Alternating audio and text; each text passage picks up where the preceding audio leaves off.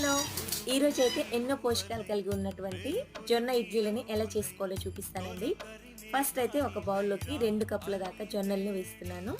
2 కప్పులకి 1 cup దాకా మినపప్పు వేసి వాటర్ వేసుకొని 2, 3 గంటల వరకు నాననివ్వండి. 2 గంటల తర్వాత రెండిటిని శుభ్రంగా క్లీన్ చేసుకొని ఫస్ట్ అయితే మిక్సీ జార్‌లోకి మినపప్పును వేసుకొని కొద్దిగా వాటర్‌ని కూడా వేసుకొని మెత్తగా గ్రైండ్ చేసుకొని బౌల్‌లోకి వేసుకోండి. తిరిగి అదే మిక్సీ జార్‌లోకి నానబెట్టుకున్నటువంటి జొన్నల్ని వేసుకొని బరకగా గ్రైండ్ చేసుకున్న తర్వాత మొత్తాన్ని కూడా గిన్నెలోకి వేసుకొని బాగా కలుపుకొని మూత పెట్టి ఓవర్ నైట్ వరకు రెస్ట్ ఇవ్వండి. ఉదయానికల్లా మనకి పిండి అనేది ఈ విధంగా చక్కగా పులుస్తుందండి. ఇప్పుడు రుచికి సరిపడా ఉప్పు వేసుకొని బాగా కలుపుకున్న తర్వాత ఇడ్లీ ప్లేట్లోకి కొద్దిగా ఆయిల్ని అప్లై చేసుకొని మీకు నచ్చిన సైజులో ఇడ్లీల కింద పెట్టేసుకొని ఇప్పుడు ఇడ్లీ పాత్రలోకి 1/2 లీటర్ వరకు నీళ్లు పోసుకొని ఇడ్లీ ప్లేట్లను సెట్ చేసుకొని 5 నిమిషాలు హై ఫ్లేమ్ మీద ఉడికించుకున్నట్లయితే ఎంతో సాఫ్ట్గా జొన్న ఇడ్లీ తయారైందండి.